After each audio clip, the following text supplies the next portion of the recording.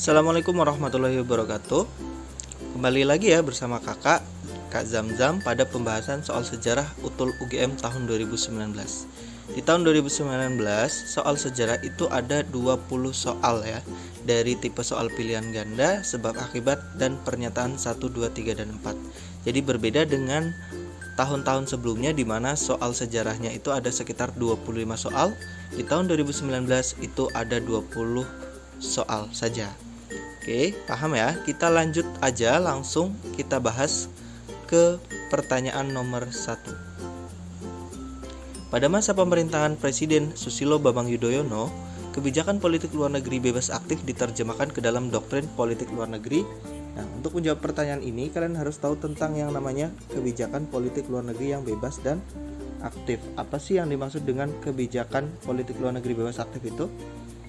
Jadi intinya, bebas di sini maksudnya adalah tidak mau terikat blok manapun atau ideologi apapun. Sedangkan aktif itu berarti Indonesia harus ikut serta dalam yang namanya usaha menjaga perdamaian dunia sesuai dengan pembukaan UUD 1945.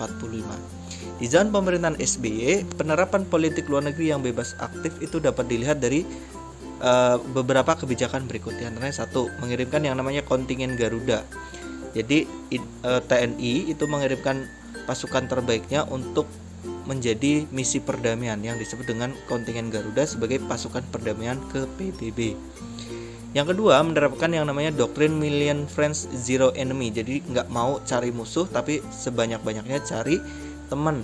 Seperti itu maksudnya. Terus yang ketiga itu melaksanakan yang namanya konsep trust, yaitu unity, security, leadership, and prosperity. Nah, untuk tujuannya adalah mengembangkan kepercayaan dunia internasional. Jadi dapat kita bahas dan kita jawab. Untuk nomor 1 ini jawabannya apa? Betul, politik luar negeri yang B, Million Friends Zero ya, harusnya Zero Enemy. Nah, kenapa yang A kurang tepat? Karena A ini masuknya ke zaman demokrasi terpimpin ya, bukan di zaman reformasi. Poros maritim dunia itu udah dari zaman Juanda ya. Netralisme aktif itu nggak ada ya. Non-blok itu dari zaman demokrasi terpimpin juga. Jadi yang paling tepat adalah yang B. Paham? Kita lanjut ke pertanyaan berikutnya. Untuk mengatasi banjir yang sering menggenangi permukiman masyarakat Cina kuno, membangun apa? Nah, masyarakat Cina kuno ini disebut dengan peradaban Sungai Kuning atau Sungai Huangbo. Di sana karena dia dekat dengan bantaran atau pinggiran sungai, dia sering terjadi banjir. Oleh karena itu kemudian ada beberapa hasil peradaban Sungai Kuning atau Sungai Huangho yang menjadi peradaban Cina kuno. Peradaban Cina kuno sendiri berkembang dari zaman dinasti Shang dari tahun 1523 sebelum Masehi yang terletak di daerah pegunungan Kunlun, Tibet. Nah, ada beberapa dinasti yang banyak sekali sebenarnya. Di sini kakak tuliskan yang biasa keluar ya, dari dinasti Shang, dinasti Zhou, Qin, Han, dan Tang. Nah, hasil kebudayaan dari peradaban Sungai Kuning yang masih sampai sekarang kita pakai diantaranya ada ini nih. 1, tembok besar Cina yang dibangun pada masa Kaisar Shi Huangdi pada masa dinasti Qin. Yang ketiga ini ya, untuk menahan serangan bangsa Mongol. Yang kedua, ada membangun tanggul raksasa di sepanjang sungai untuk mengatasi banjir. Ini salah satu cara untuk melakukan yang namanya pengelolaan sumber air. Jadi ketika air turun itu dapat ditampung di dalam tanggul-tanggul raksasa di sepanjang sungai yang kemudian nanti digunakan untuk sistem irigasi juga. Terus selain itu juga ada menerapkan ajaran Konfusius yang menyatakan bahwa hubungan antara negara dan rakyat itu sama dengan hubungan anak dan ayah. Dan yang terakhir ada penggunaan tinta, keramik, kain sutra, dan lain-lain. Itu salah satu peradaban dan hasil peradaban yang masih sampai sekarang digunakan oleh manusia. Jadi dapat kita bahas untuk mengatasi banjir yang sering mengenai permukiman masyarakat Cina kuno itu membangun apa? Betul sekali ya, tanggul-tanggul pengaman di tepi sungai. Berarti jawabannya yang D. Paham? Oke, kalau paham kita lanjut ke pertanyaan berikutnya. Kebijakan Presiden Abdurrahman Wahid dalam mengatasi ancaman disintegrasi bangsa ditunjukkan dengan apa? Oke, kita harus tahu dulu tentang pengertian disintegrasi. Integrasi itu persatuan, kesatuan ya.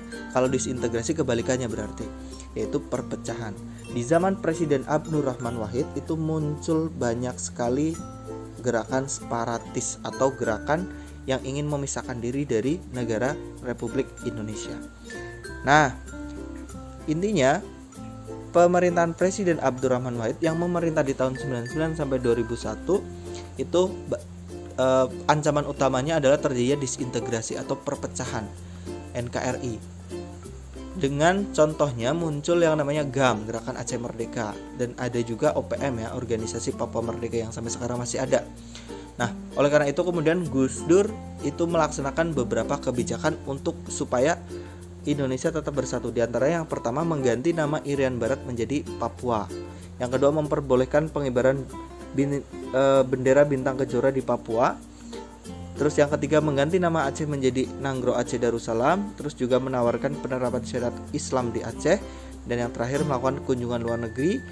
Dalam waktu 1 bulan kurang lebih minimal 4 kali dia melakukan kunjungan luar negeri untuk meminta dukungan supaya negara lain mendukung terhadap keutuhan NKRI.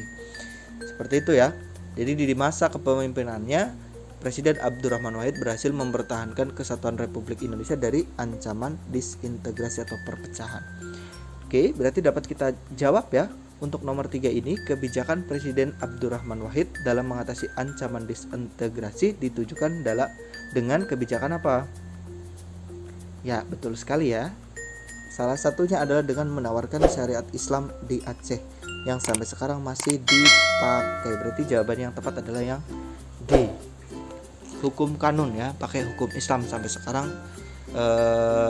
Daerah Aceh itu mendapatkan otonomi khusus untuk menerapkan syariat Islam di daerahnya. Paham ya? Oke, kita paham. Lanjut ke pertanyaan berikutnya. Alasan utama Presiden Soekarno mengeluarkan dekret Presiden 5 Juli 59 adalah titik. Oke, untuk menjawab pertanyaan ini, kalian harus tahu dulu tentang yang namanya apa sih yang dimaksud dengan dekret Presiden 5 Juli 59. Nah, dekret Presiden 5 Juli 59 itu dilaksanakan atau dikeluarkan pada awal demokrasi terpimpin. Jadi perubahan dari zaman demokrasi liberal ke demokrasi terpimpin. Sebab utamanya karena yang pertama, di tahun 1957 itu ditolak yang namanya konsepsi presiden tentang demokrasi terpimpin. Jadi sebelum adanya dekret presiden ini, Presiden Soekarno sudah mengajukan konsep demokrasi terpimpin ke DPR. Namun karena tidak memenuhi quorum ya, 2/3 yang hadir dari anggota DPR pada waktu itu tidak menyetujui konsepsi presiden tentang demokrasi terpimpin, akhirnya demokrasi terpimpin itu ditolak. Kemudian setelah itu Dewan Konstituante yang bertugas untuk merumuskan undang-undang dasar baru dianggap tidak bisa melaksanakan tugasnya dengan baik. Makanya dianggap gagal. Yang ketiga, karena tidak stabilnya pemerintah di zaman demokrasi liberal. Tercatat ya, 7 kali pergantian kabinet di zaman demokrasi liberal. Sangat tidak stabil pemerintahnya. Oleh karena itu, pemerintahan Soekarno mengeluarkan dekret presiden yang intinya berisi ada 3 hal. Yang pertama, membubarkan Dewan Konstituante. Yang kedua, kembali ke UUD 45 dan tidak berlakunya UUD 1950. Dan yang ketiga, pembentukan MPRS dan DPAS. Akibat dari pemberlakuan dekret presiden 5 Juli 59 ini adalah 1. Indonesia jadi menganut demokrasi terpimpin tentunya ya, yang berlangsung nanti tahun 59 sampai 1965. Yang kedua, terjadi pergantian sistem pemerintahan dari sistem parlementer ke presidensial. Jadi sudah tidak ada lagi yang namanya Perdana Menteri di Indonesia. Dan yang ketiga adalah presiden nanti membubarkan DPR hasil pemilu dan kemudian membentuk DPR gotong royong atau DPR GR. Oke, dapat kita jawab alasan utama Presiden Soekarno mengeluarkan dekret presiden berarti ada yang di sini nih, karena kegagalan Dewan Konstituante dan sebagainya. Berarti jawabannya yang betul sekali yang D. Paham? Oke, kalau paham kita lanjut ke pertanyaan berikutnya. Faktor yang mendorong Indonesia mencari dukungan internasional terhadap proklamasi kemerdekaan karena apa? Oke, perlu diketahui ya, sebuah negara dapat dikatakan merdeka secara de facto dan de jure apabila dia mempunyai 4 syarat. Syarat yang pertama adalah wilayah, yang kedua rakyat, yang ketiga pemerintah, dan yang keempat itu ada pengakuan dari negara lain. Oleh karena itu, kemudian setelah proklamasi kemerdekaan, Indonesia harus mempunyai kewajiban untuk membuat negara-negara lain mengakui kemerdekaan Indonesia. Nah, usaha untuk kemudian menegakkan kedaulatan Republik Indonesia diantaranya yang pertama ada dengan melalui usaha fisik ya. Itu dilakukan melalui peperangan melawan sekutu di beberapa daerah yang disebabkan karena beberapa wilayah yang dikuasai oleh sekutu dan Belanda. Contohnya ada pertempuran Surabaya, Ambarawa, Medan Area, Bandung Lautan Api, 5 hari di Semarang, dan lain-lain. Yang kedua ada usaha diplomasi. Usaha diplomasi itu melalui yang namanya perundingan, betul sekali. Jadi dilakukan melalui strategi perundingan untuk mendapatkan tujuannya adalah pengakuan kedaulatan dan dukungan dari negara-negara lain. Nah, hal ini dilakukan karena Belanda pada tanggal 17 Agustus 1945 itu tidak mengakui kemerdekaan Indonesia. Dia mengirimkan pasukan Nica dalam pasukan Afne untuk menguasai kembali Indonesia. Oleh karena itu, agar Indonesia dapat merdeka secara de facto maupun de jure, Indonesia harus mendapatkan pengakuan kemerdekaan dari negara lain, terutama dari negara Belanda, karena negara Belanda lah yang kemudian paling berhak menguasai Indonesia kembali setelah Perang Dunia II. Oleh karena itu nanti diadakan perjanjian Linggarjati, Renville, Lamroyen, Konferensi Inter-Indonesia, Konferensi Meja Bundar, dan lain-lain. Jadi paham ya, untuk faktor yang mendorong Indonesia mencari dukungan internasional karena kalau tujuan utamanya sih untuk mendapatkan pengakuan kedaulatan. Tapi yang di sana ditanya di sini adalah faktornya, berarti jawaban yang paling tepat adalah yang ya betul sekali ya, yang B, Belanda karena tidak mengakui kemerdekaan Indonesia. Oke, paham? Kita lanjut ke pertanyaan berikutnya. Kebijakan pemerintahan militer Jepang bersifat eksploitatif didasarkan pada prinsip-prinsip apa?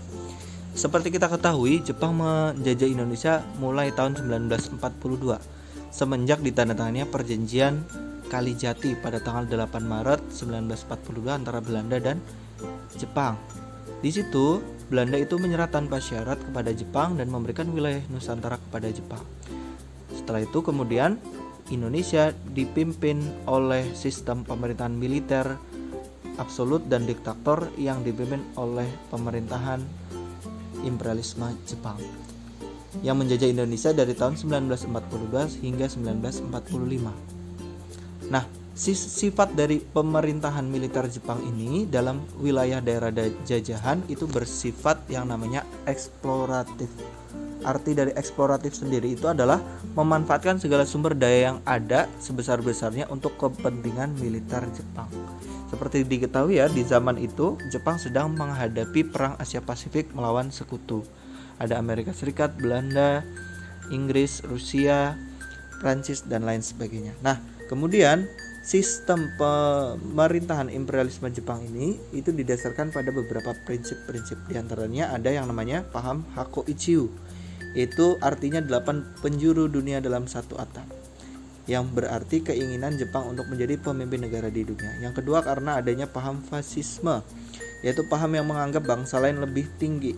Bangsa Jepang lebih tinggi ya, bangsa Jepangnya itu lebih tinggi daripada bangsa-bangsa lain. Jadi dia lebih ke paham ultranasionalisme. Jadi dia harus memimpin karena dia yang paling tinggi menurut mereka, seperti itu. Yang kemudian juga ada paham kerakyatan, yang artinya adalah rakyat dianggap sebagai sumber daya utama untuk membantu perang melawan negara-negara barat dalam perang Asia Pasifik. Berarti dapat kita jawab, kebijakan pemerintahan militer Jepang bersifat eksploratif didasarkan pada prinsip fasisme dan kerakyatan. Serta Hakoichiu ya, berarti jawaban yang paling tepat adalah yang B. Paham ya? Sip, kita lanjut ke pertanyaan berikutnya. Pada tahun 1926, tahun 1927, Partai Komunis Indonesia melancarkan pemberontakan terbuka terhadap pemerintahan kolonial di Banten dan di Sumatera Barat yang menyebabkan pemerintah kolonial mengeluarkan kebijakan represif.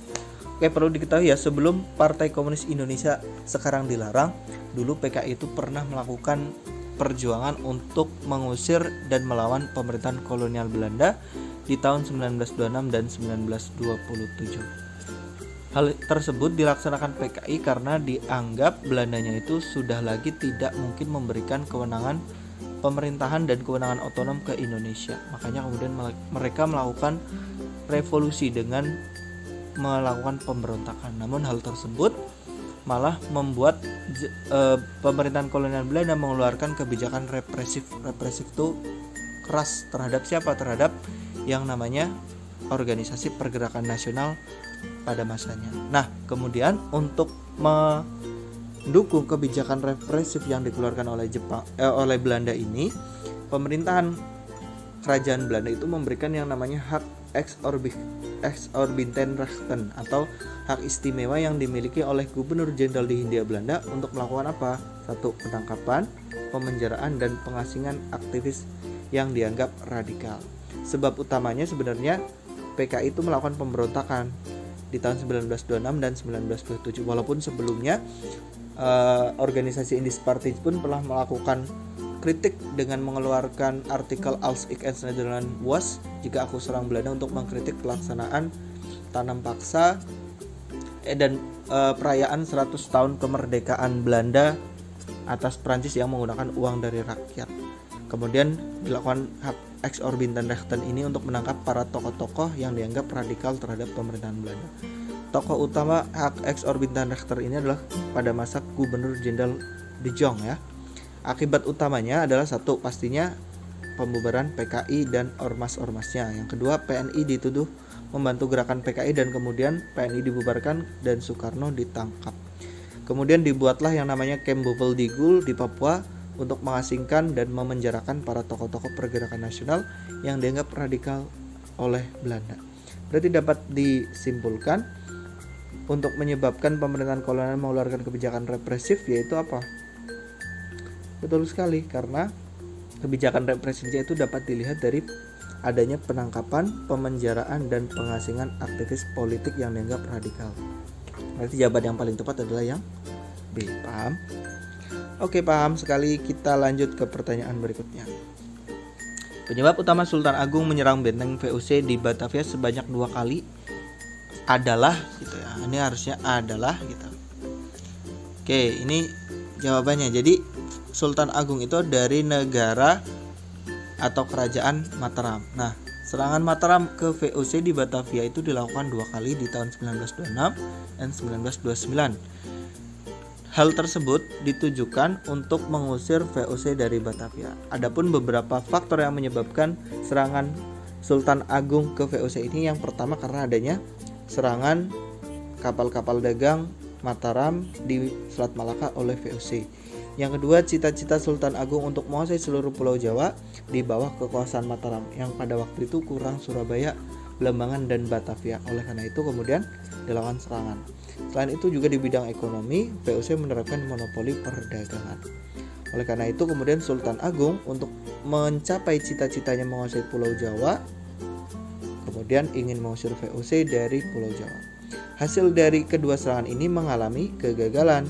Ada sebab atau faktor yang menyebabkan serangan Mataram ini mengalami kegagalan. Yang pertama karena jaraknya jauh.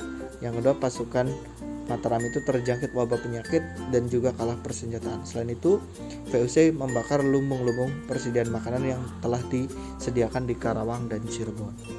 Oleh karena itu nanti Sultan Agung mengalami kekalahan dalam peperangan tersebut. Jadi dapat disimpulkan untuk menjawab pertanyaan ini, penyebab utama Sultan Agung menyerang benteng VOC di Batavia sebanyak 2 kali karena adalah betul sekali. Jadi jawaban yang paling tepat adalah yang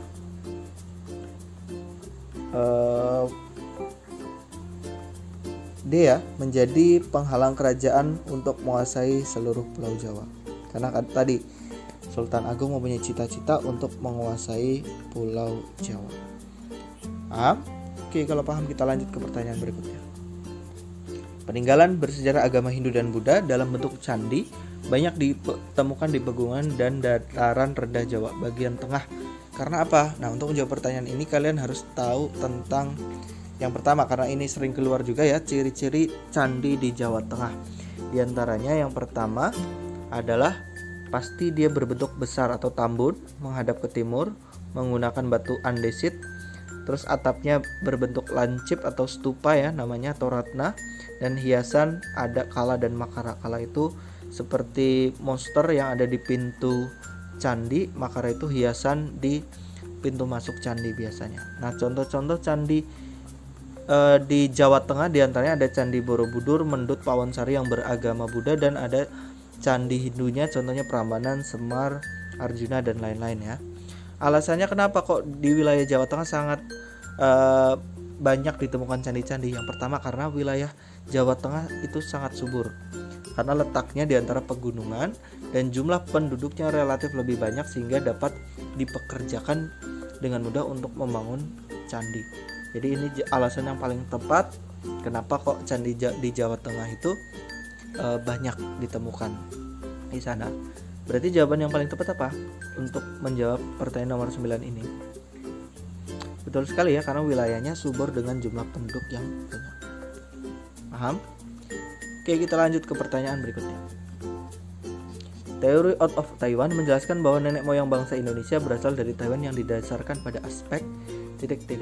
Oke, ada beberapa teori tentang asal-usul nenek moyang bangsa Indonesia. Di antaranya ada teori out of Africa yang menyatakan seluruh manusia purba berasal dari Afrika.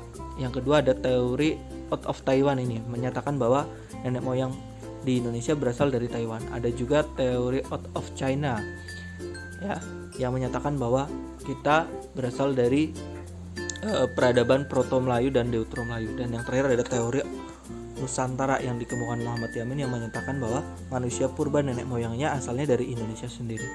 Nah, untuk khusus teori out of Taiwan ini, itu merupakan teori yang menyatakan bahwa nenek moyang orang-orang di Nusantara itu berasal dari Taiwan yang bermigrasi ke Indonesia sekitar 2500 sampai 1500 tahun sebelum Masehi. Tokoh yang mengemukakan adalah Harry Truman Simanjuntak. Dasar kenapa Harry Truman Simanjuntak mengatakan teori out of Taiwan ini adalah karena apa? Persamaan bahasa yang pertama, yaitu rumpun Austronesia, dan adanya kemudian riset genetika yang dilaksanakan pada kromosom manusia di Asia Tenggara itu ternyata tidak memiliki kecocokan dengan manusia purba di dataran Cina dan manusia di dataran Cina. Jadi kita mempunyai genetika yang berbeda antara ras yang ada di Cina dan yang ada di kawasan Asia Tenggara. Dari situlah teori out of Taiwan ini dikemukakan oleh Harry Truman Simanjuntak. Jadi jawaban yang paling tepat, teori out of Taiwan itu didasarkan pada aspek, betul sekali, genetika. Paham ya? Oke, kita paham, kita lanjut ke pertanyaan berikutnya. Dalam ilmu sejarah, ketika kekuasaan Orde Baru digantikan Orde Reformasi, berarti telah terjadi ...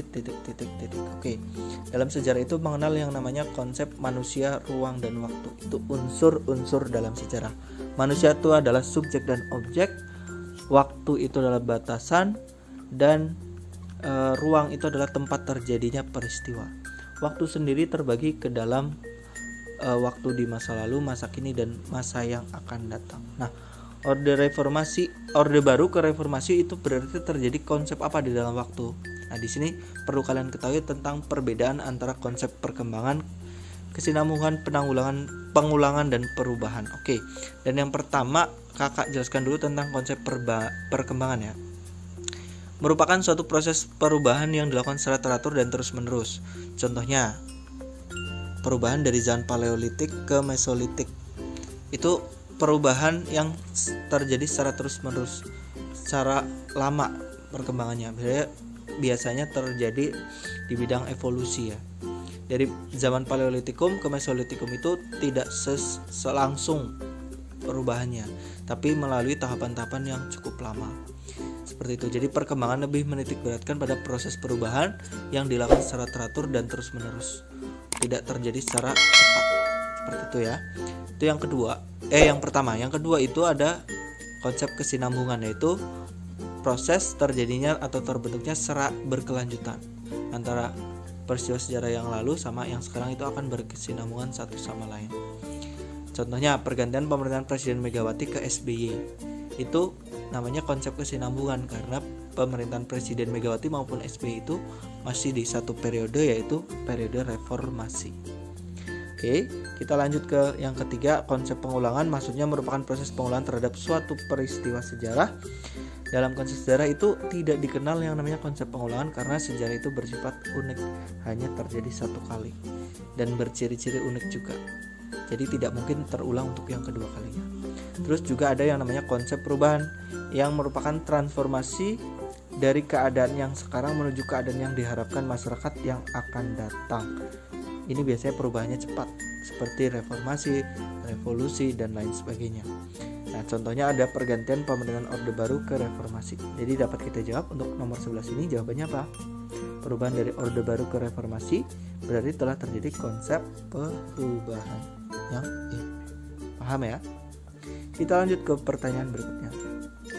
Perkembangan situasi politik internasional setelah berakhirnya Perang Dunia II yang menjadi latar belakang terjadinya Perang Dingin adalah setelah berakhirnya Perang Dunia II, ada dua negara yang kemudian mengaku sangat berjasa dalam Perang Dunia II. Yang pertama Rusia berideologi komunis dan yang kedua Amerika Serikat berideologi liberal.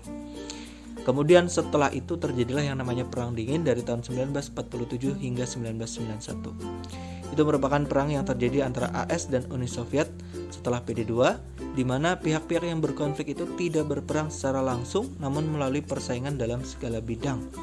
Maksudnya itu gimana sih? Jadi perang dingin itu disebut dingin karena Amerika Serikat dan Uni Soviet itu tidak langsung secara terang-terangan berperang menggunakan senjata besar-besaran, namun dia lebih ke persaingan di berbagai bidang. Yang awalnya itu karena persaingan di bidang penyebaran pengaruh ideologi. Ya, jadi sebab utama dari perang dingin ini adalah karena perebutan hegemoni atau pengaruh antara AS dan Uni Soviet untuk menyebarkan paham liberalis dan komunisme ke seluruh dunia. Yang kemudian hal tersebut membuat terjadinya bipolarisasi dunia menjadi dua blok atau dua kelompok, yaitu blok barat yang berideologi liberal dan blok timur yang berideologi komunis. Akibatnya dunia terpolarisasi menjadi dua bagian antara blok yang liberal sama blok yang komunis tadi ya. Negara-negara di dunia terpengaruh kemudian peperangan ini disebabkan utamanya karena pada waktu itu perekonomian dunia itu hancur setelah PD2. Oleh karena itu kemudian negara-negara lain memiliki kebutuhan dana untuk membangun dan meningkatkan perekonomian negara-negaranya masing-masing. Oleh karena itu mereka membutuhkan bantuan dari Amerika Serikat maupun Uni Soviet. Oleh karena itu nanti ada berbagai macam bantuan perekonomian, di antaranya ada kalau dari blok barat ya ada doktrin Truman, ada Marshall Plan, ada Colombo Plan, ada Point for Truman. Sedangkan dari blok timur mengeluarkan Molotov Plan. Oke, baik, dapat kita jawab untuk nomor 12 ini adalah apa? Perkembangan situasi pasca PD2 menjadi latar belakang terjadi perang dingin karena betul sekali ya, karena bipolarisasi tadi, politik dunia dan persaingan antar ideologi, yaitu ideologi komunis dan ideologi liberal yang dilakukan oleh Amerika Serikat dan Uni Soviet. Peperangan ini berakhir di tahun 1991 setelah Uni Soviet mengalami keruntuhan. Pada masa Mikhail Gorbachev yang mengeluarkan kebijakan glasnost atau keterbukaan dan perestroika yang artinya pembaharuan. Paham ya? Kita lanjut ke pertanyaan berikutnya. Oke, kita masuk ke pernyataan sebab akibat. Perdana Menteri Muhammad Hatta mengeluarkan kebijakan agar seluruh rakyat Indonesia bersedia menyumbangkan hartanya demi perjuangan mempertahankan kemerdekaan. Sebab sumbangan dari rakyat dipergunakan untuk menyelamatkan perekonomian negara dan membeli persenjataan. Untuk menjawab pertanyaan ini kalian harus tentukan dulu pernyataannya benar atau salah. Pernyataan satu ini dapat dikatakan salah karena apa? Alasannya, Muhammad Hatta itu tidak pernah mengeluarkan kebijakan agar rakyat menyumbangkan hartanya. Sumbangan yang ada di awal kemerdekaan itu atas kesadaran dan inisiatif dari rakyat Indonesia itu sendiri. Secara pribadi ya, seperti contohnya yang terjadi pada masa Sultan Hamengkubuwono IX dan juga Sultan Syarif Kasim Al-Qadri yang memberikan jutaan gulden, kalau sekarang dikurskan triliunan rupiah ya, untuk pembentukan dan mempertahankan kemerdekaan Indonesia di awal kemerdekaan. Jadi pernyataan pertama kurang tepat. Pernyataan kedua juga itu dapat dikatakan pernyataan itu bernilai benar ya. Karena apa? Karena terdapat sumbangan dari rakyat untuk pemerintah di awal kemerdekaan yang kemudian digunakan untuk menyelamatkan perekonomian negara yang kacau. Tujuannya adalah untuk memberi senjata dalam perjuangan, salah satunya untuk perjuangan fisik perang atau perang di berbagai wilayah Indonesia seperti peperangan Ambarawa, Surabaya, Bandung Lautan Api dan lain sebagainya. Berarti pernyataan keduanya itu betul. Berarti jawaban untuk nomor 13 jawabannya adalah yang D. Paham ya? Oke, kita lanjut ke pertanyaan berikutnya. Islam berperan besar bagi proses integrasi nasional yang terjadi di Indonesia. Sebabnya, kerajaan Islam dapat bersatu untuk mengusir penjajah Belanda, oleh karenanya ada konsep ummah. Untuk menjawab pertanyaan ini, kalian harus tahu pernyataan pertama dan kedua benar atau salah. 1. Pernyataan pertama itu benar. Kenapa? Karena agama Islam yang masuk berkembang di Nusantara itu mengajarkan yang namanya kebersamaan, toleransi, dan hidup berdampingan ya, sehingga kemudian mempermudah proses integrasi. Islam itu juga disebarkan dengan jalan damai melalui akulturasi, perdagangan, perkawinan, dan lain sebagainya. Jadi pernyataan pertama ini betul. Yang kedua salah. Kenapa? Karena kerajaan Islam di Nusantara itu belum berhasil mengusir penjajah. Kalau di sini kan dapat bersatu untuk mengusir penjajah ya. Kerajaan-kerajaan Islam di masanya itu tidak dapat mengusir penjajah, malah dia dikalahkan. Jadi kurang tepat. Jadi salah satu dampak imperialisme atau kolonialisme Belanda di Nusantara adalah dengan runtuhnya kerajaan-kerajaan Islam di Nusantara. Berarti kurang tepat, jawabannya yang C. Paham? Kita lanjut ke pertanyaan berikutnya. Berakhirnya Perang Dingin di awal tahun 1990 disebabkan oleh berakhirnya benturan peradaban antara peradaban Barat dan Islam. Benturan peradaban yang terjadi sejak tahun 1960-an ini selesai akibat semakin modernis dan demokratisnya negara Islam. Sebab dengan berakhirnya Perang Dingin maka digantikan dengan sistem unipolar di mana Amerika Serikat menjadi salah satu-satunya kekuatan global penting dalam menguasai ekonomi dan politik internasional. Oke, jadi pernyataan pertama itu dapat dikatakan salah. Kenapa? Karena Perang Dingin itu berakhir bukan karena benturan peradaban antara Barat sama Islam, tapi seperti yang sudah kakak jelaskan tadi ya, Perang Dingin itu berakhir setelah runtuhnya Uni Soviet pada masa Mikhail Gorbachev, di mana dia melaksanakan glasnost, yaitu keterbukaan dan pembaharuan yang membuat Uni Soviet mengalami kemunduran. Berarti pernyataan nomor 1 salah. Pernyataan kedua juga salah. Kenapa? Karena setelah berakhirnya Perang Dingin, dunia itu bukan menganut sistem unipolar tapi menganut sistem multipolar. Di mana kemudian dengan ada sistem multipolar ini terdapat yang namanya sistem perdagangan bebas. Dan bukan hanya Amerika Serikat sendiri yang memiliki kekuatan ekonomi politik yang penting di dunia internasional, namun terdapat negara lain seperti Inggris, Cina, Rusia, Prancis, dan lain sebagainya. Jadi nggak cuma Amerika Serikat doang. Kalau Amerika Serikat doang itu kurang tepat, berarti jawabannya juga salah. Kalau salah-salah berarti jawabannya yang tepat adalah yang E. Betul sekali. Paham ya? Kita lanjut ke pertanyaan berikutnya. Pelayaran Barat dalam mencari dunia baru bersemboyan pada Vini Vidi Vici. Sebab Vini Vidi Vici mempunyai arti yang dapat membakar semangat, yaitu datang, melihat, dan menang. Oke, untuk menjawab pertanyaan ini kalian harus tahu tentang semboyan era penjelajahan samudra Eropa ke dunia timur. Semboyannya itu disebut bukan Vini Vidi Vici tapi Gold, Glory, dan Gospel 3G. Gold keinginan mendapatkan kekayaan, Glory kejayaan, Gospel menyebarkan agama. Berarti pernyataan pertama itu kurang tepat. Oke. Yang kedua, Vini Vidi Vici sendiri itu artinya memang betul, kami datang, kami melihat, dan kami menang. Itu ada di zaman peradaban Romawi kuno, yang berarti saya datang, saya melihat, dan saya menang untuk menguasai daerah-daerah lain. Konsep imperialis yang diterapkan pada masa Julius Caesar. Paham ya? Berarti jawaban yang tepat, salah, benar itu adalah yang D. Paham ya? Kita lanjut ke pertanyaan berikutnya.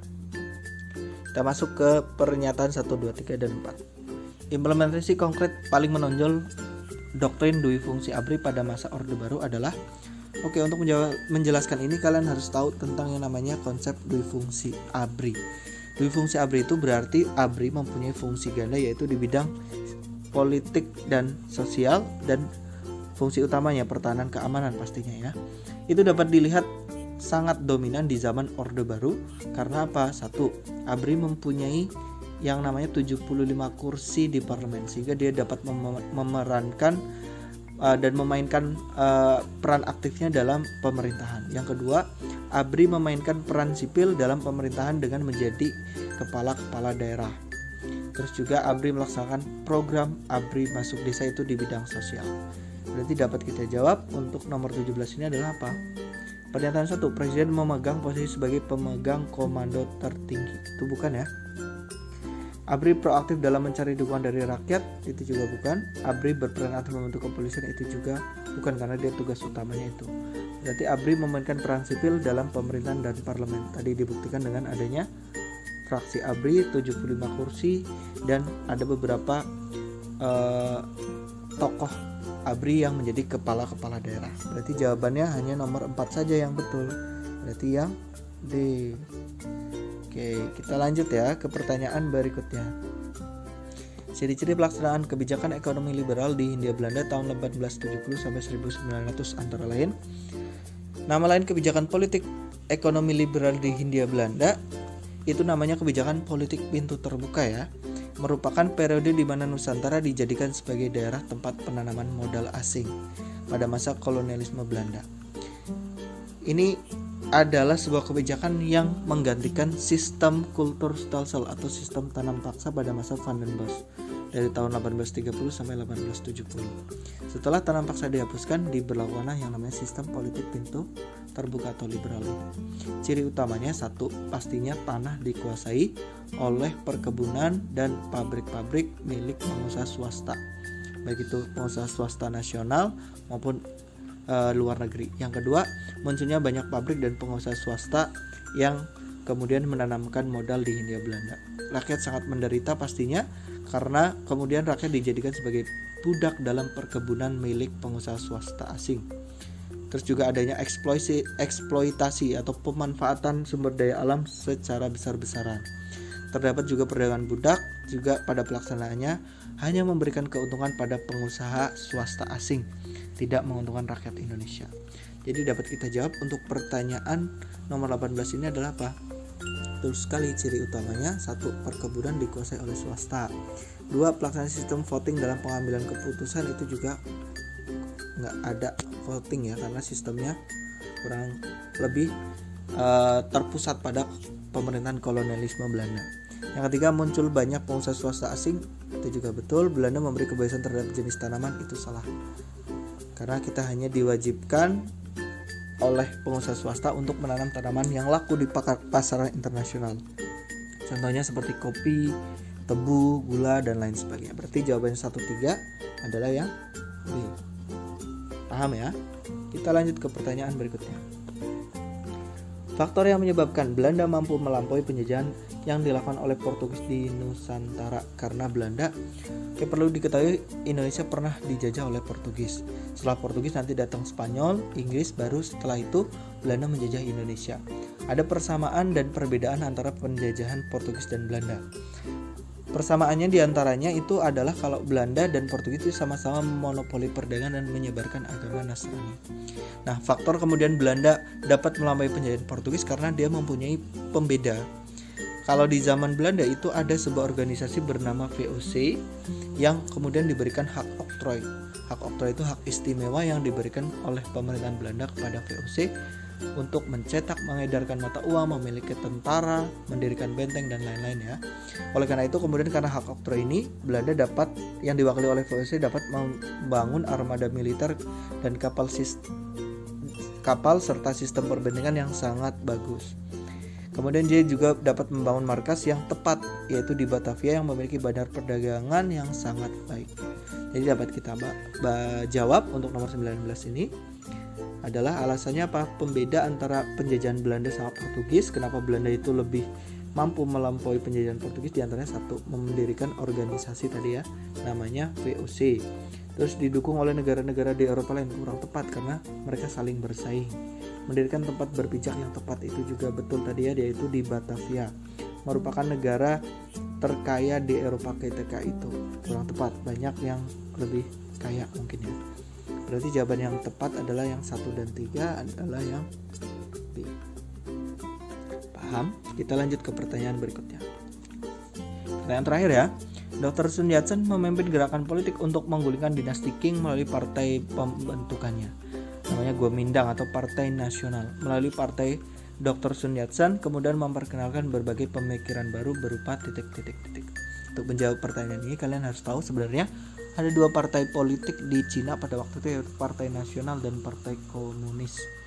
Dr. Sun Yat-sen sendiri adalah orang yang membangkitkan rasa nasionalisme di Cina untuk menumbangkan dinasti Manchu yang dipimpin oleh Ratu Zi.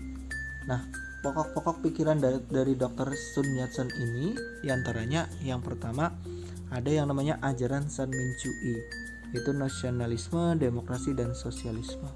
Yang kedua melakukan revitalisasi dalam bidang ajaran tradisional Cina tentang negara dan rakyat, yang tadinya dia sistemnya kerajaan atau monarki kemudian dirubah menjadi Republik Rakyat Cina. Yang ketiga melakukan reformasi sosial dan ekonomi berdasarkan teori ilmiah sehingga dapat membuat Cina lebih maju. Intinya seperti itu ya. Jadi dapat kita lihat untuk pertanyaan nomor 20 ini yang tepat apa? Betul sekali ya. Pernyataan pertama, pemikiran barat tentang nasionalisme, demokrasi, dan sosialisme itu ajaran San Minchu-i. Yang kedua, revitalisme, ajaran tradisional Cina tentang negara dan rakyat itu juga betul.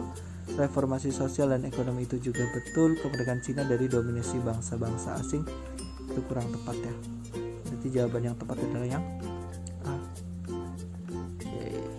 Paham ya? Nah, demikianlah yang dapat kakak sampaikan untuk pembahasan soal utul UGM tahun 2019.